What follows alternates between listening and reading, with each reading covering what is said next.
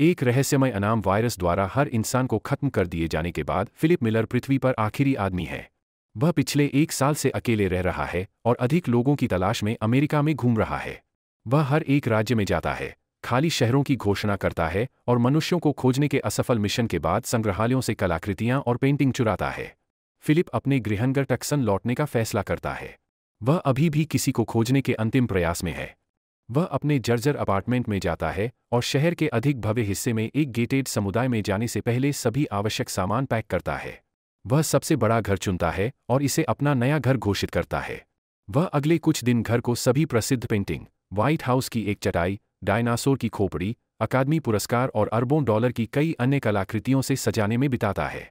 Philip इतना अधिक हस्तमैथुन करने के लिए भगवान से माफ़ी मांगता है और चाहता है कि वह सोने से पहले कम से कम एक महिला का चेहरा देखे।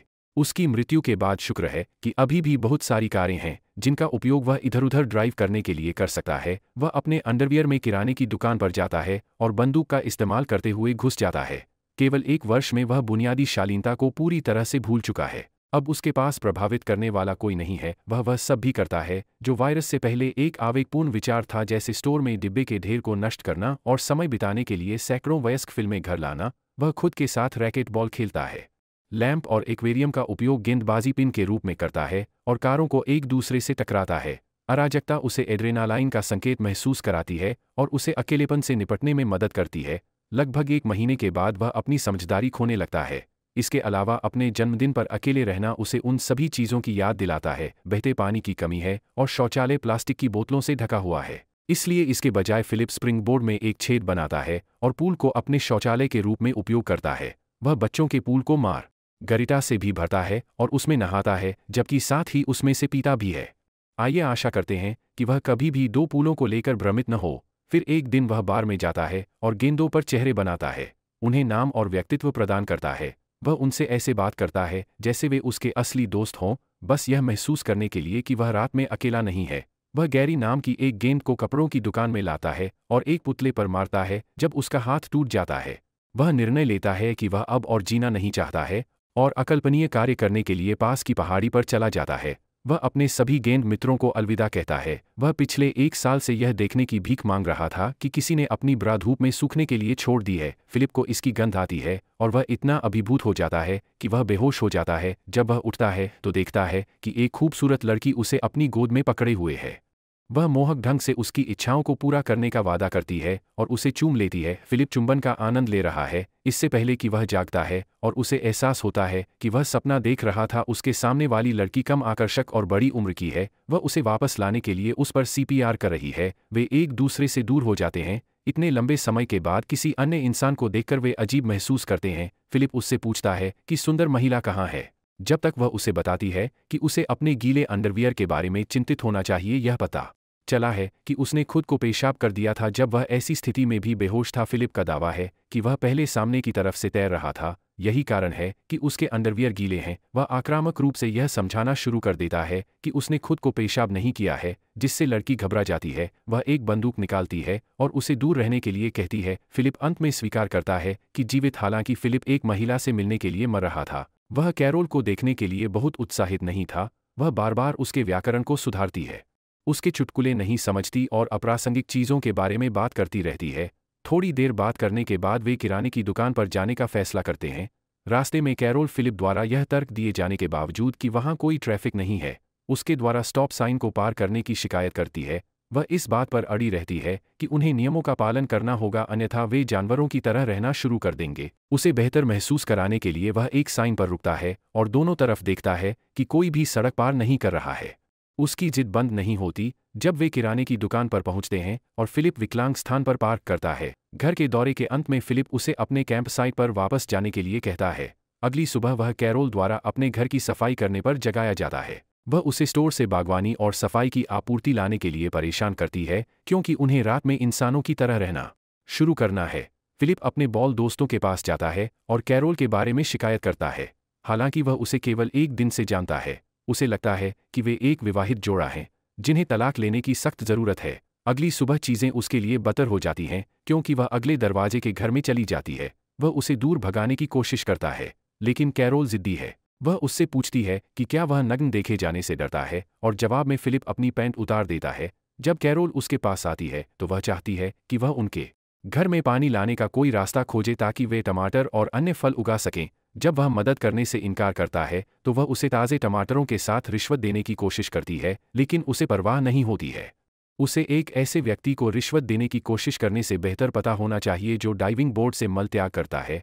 हालांकि जब अंधेरा हो जाता है तो वह उसके बगीचे में घुस जाता है और उसकी सारी सब्जियां खा जाता है। कैरोल अगली सुबह उसके दरवाजे पर दस्तक देती है और उसे बचे हुए टमाटरों से ढका हुआ पाती है। फिलिप अभी भी दावा करता है कि उसने उन्हें नहीं चुराया है। उसने यह भी देखा कि कैरोल ने एक मैनहोल से अपने घर में पानी ले जाने की कोशिश करते हुए अपने पैर को चोटिल कर लिया है।